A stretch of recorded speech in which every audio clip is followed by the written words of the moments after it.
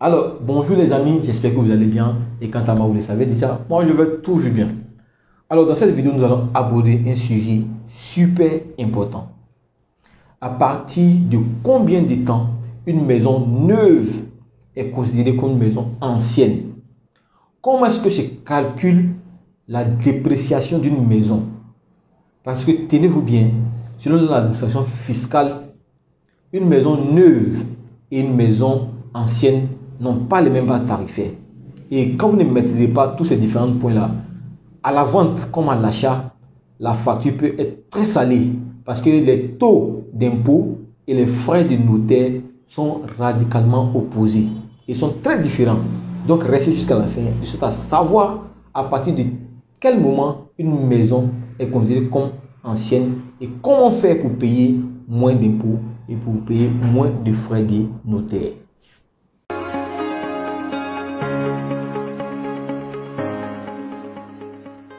Alors, je me présente pour ceux qui sont nouveaux sur la chaîne. Mon nom c'est Paul Jonathan, votre expert en investissement immobilier. Et sur cette chaîne, je vous partage des astuces pour vous permettre d'abord d'accroître votre patrimoine immobilier et surtout pour vous permettre également de profiter des bons plans immobiliers et surtout de vous faire éviter des pièges qui vont vous permettre de perdre votre temps, votre argent et je dirais même toutes vos économies. Donc si vous êtes passionné par l'immobilier comme moi, je vais vous demander tout de suite de vous abonner à la chaîne car vous connaissez même l'objectif, c'est d'atteindre la barre de 10 000 abonnés d'ici la fin de cette année. Donc je compte sur vous. Merci à ceux qui sont déjà abonnés et merci pour ceux qui le feront à la suite de cette vidéo. Alors nous sommes dans le mois de pénitence. Je tiens encore ici à dire merci à tous nos abonnés qu'ils soient chrétiens comme musulmans. C'est vrai que c'est une période assez un peu difficile pour le monde, mais elle va prendre fin très bientôt. Donc en tout cas, vraiment beaucoup de courage à vous et on vous soutient en prière et que Dieu fasse et qu'Allah fasse que cette année-là, nous puissions tous réaliser nos projets immobiliers. Merci également à tous ceux qui nous font confiance, qui nous appellent pour des séances de consultation de leurs projets, soit avant même de s'engager. Pour ceux aussi qui sont déjà engagés, qui nous permettent d'avoir un regard sur les projets. Vraiment, merci pour la confiance que vous nous accordez. Et nous savons qu'ensemble, nous irons très loin ensemble et que nous ferons de très très grandes choses ensemble. Alors, parlons maintenant de notre sujet, le thème de cette vidéo. Comment reconnaître ou à partir de quand une maison passe de l'état de neuf à l'état d'ancien? Ce qu'il faut savoir ici, c'est que on a ce qu'on appelle le principe des 5 ans. Le principe des 5 ans. Qu'est-ce que cela signifie? Cela signifie que une maison qui vient d'être construite et achevée, 5 ans après, cette maison-là n'est plus neuve et elle passe maintenant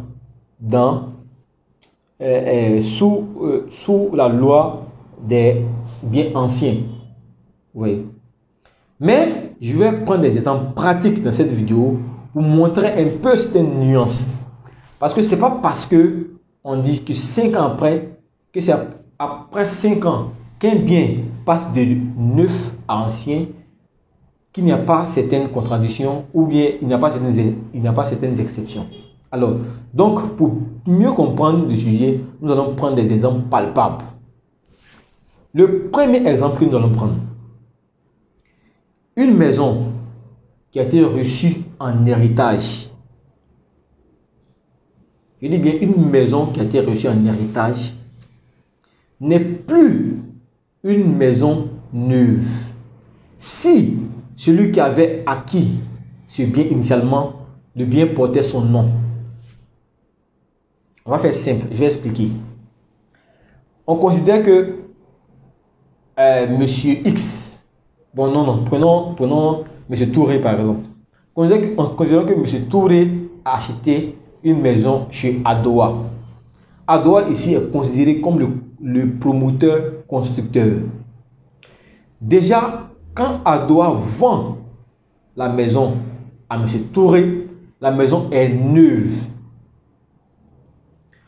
Supposons que Monsieur Touré n'a pas habité cette maison du tout et que M. Touré décide de léguer cette maison-là à son fils Ali.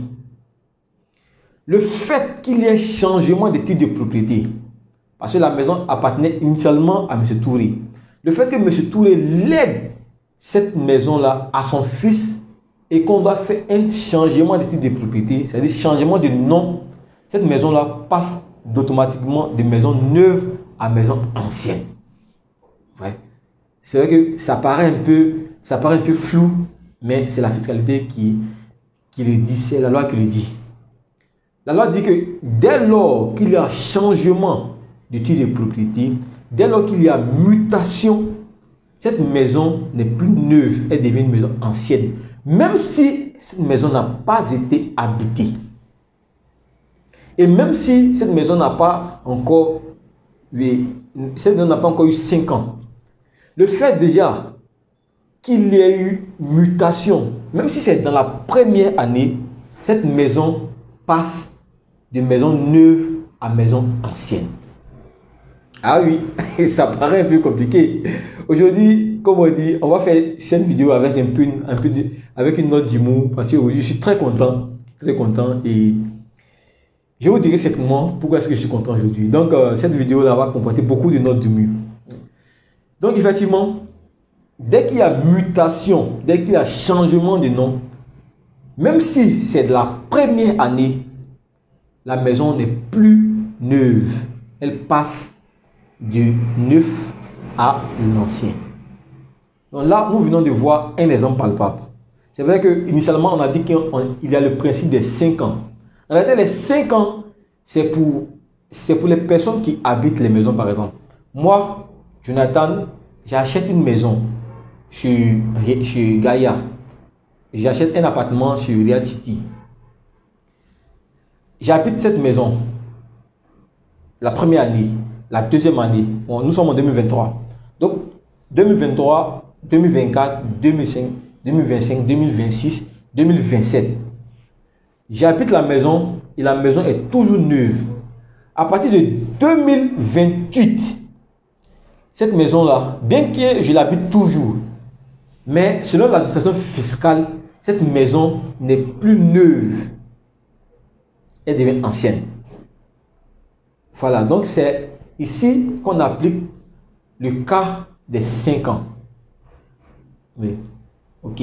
À côté du principe des 5 ans, on a le principe des promoteurs-constructeurs. C'est-à-dire, si le promoteur, celui qui a construit la maison, vend la maison à quelqu'un, et celui qui achète un bien neuf. Mais si ce dernier-là, celui qui a acheté le bien, décide de revendre ce bien-là, comme j'ai dit, même si nous sommes dans la première année, il y a toujours mutation. Parce que du promoteur au premier acquéreur, il n'y a pas de mutation. On met directement le nom du monsieur dans les documents. Donc, c'est le nom de l'acquéreur qui devient le premier nom qui figure sur les documents du promoteur-constructeur.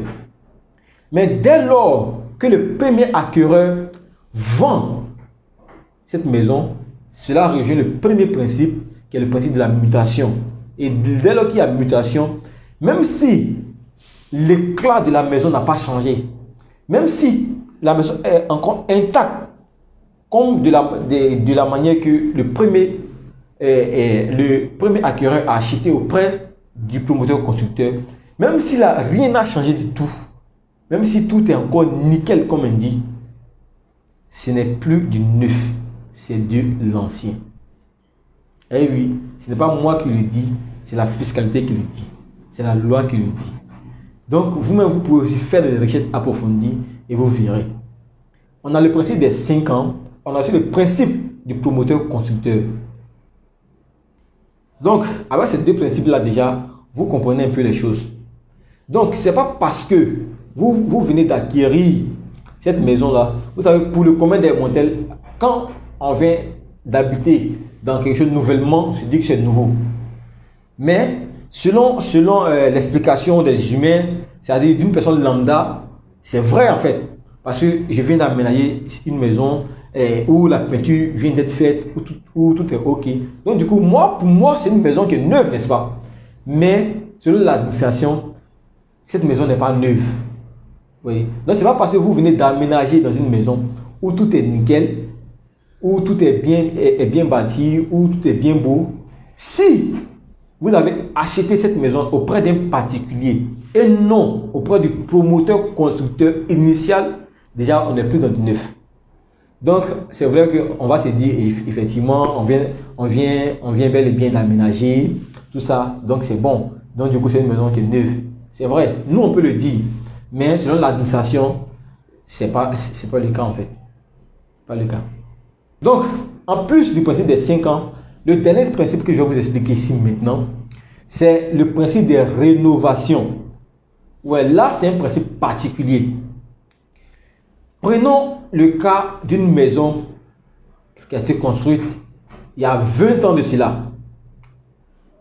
Si le propriétaire de cette maison-là décide de faire une rénovation générale, j'ai bien dit une rénovation générale de la maison et qu'au final, l'état général de la maison revient comme neuf. Ce bâtiment-là est considéré comme neuf et le principe des 5 ans commence ou recommence à compter de la date des faits de la rénovation. J'espère que je me suis fait bien comprendre. C'est-à-dire, même si aujourd'hui j'ai une vieille maison, une maison qui est déjà vieille, et que je décide de faire des rénovations de cette vieille maison-là, de sorte à ce que l'état général de la maison apparaît comme neuf, cette maison-là est considérée comme neuve. Pourquoi? Parce qu'il y a des rénovations qui ont donné un éclat de neuf à cette maison. Et la loi précise que c'est une rénovation générale. Donc il ne s'agit pas de venir refaire la peinture et dire que c'est une maison qui est neuve. Il ne s'agit pas de venir poser une de briques et dire que c'est une maison qui est neuve. Il s'agit plutôt de faire un travail de fond à l'état qui va impacter l'état général de la maison. Et c'est au final, quand la rénovation sera terminée, et que cette maison-là sera reconsidérée comme neuve. Et le principe des 5 ans va commencer à compter à partir de la fin des rénovations. Donc, si je décide de faire une rénovation dans une maison neuve aujourd'hui, en 2023, et que les rénovations prennent fin en fin 2023, les 5 ans vont commencer à compter de fin 2023, on sera fin 2024, 25, 26, 27, 28. Et à partir de fin 2019 et 2029, cette même maison qui est redevenue neuve passe à l'état d'ancienne. À l'état d'ancien plutôt. C'est un état. Donc vous voyez qu'il y a une nuance. Il y a une nuance. Mais ce qu'il faut savoir dans cette vidéo, c'est que le premier point serait de définir qui a construit la maison. Voilà. Et c'est celui qu'on appelle le promoteur constructeur. Si celui qui a construit la maison n'a pas mis son nom et qu'il a vendu la maison directement à un acquéreur, cet acquéreur-là devient le propriétaire et il a acquis un bien qui est neuf, une maison neuve. Si lui, par derrière, décide de revendre cette maison-là à une personne d'autre, même si on n'a pas encore épuisé les 5 ans, étant donné qu'il y a mutation, ce n'est plus du neuf. On parle ici de l'ancien. Vous voyez. Aussi, même si c'est une ancienne maison qui a subi une rénovation de fond en comble, voilà, parce qu'ici, il faut bien préciser que la rénovation prend en compte l'état général de la maison. Cette maison redevient comme neuve. Et les 5 ans sont comptés à partir de la date de fin des travaux de rénovation. Donc, j'espère que cette vidéo vous a été très utile. Et n'hésitez pas à vous abonner, à la partager. Maintenant également aussi, au niveau, comme j'ai dit, au niveau de la fiscalité, les taux d'impôt pour une maison neuve tournent généralement autour de 2 à 3%.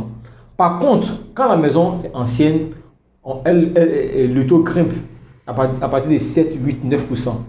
Donc vous voyez que déjà même au niveau de la base, cela pose problème en fait. Donc merci, j'espère que cette vidéo vous a plu. N'hésitez pas à aimer la vidéo, à partager. Et je vous donne rendez-vous pour une prochaine vidéo. Et continuez également de nous soutenir, de partager nos vidéos, de toujours nous poser des questions. Nous nous ferons le plaisir de vous répondre. En tout cas, j'aime beaucoup cette interaction qu'on a. Cela me fait vraiment plaisir. Merci, je compte sur vous pour qu'on atteigne cette année là-bas des 10 000 abonnés. Donc, sans plus tarder, ciao, ciao. Une prochaine vidéo.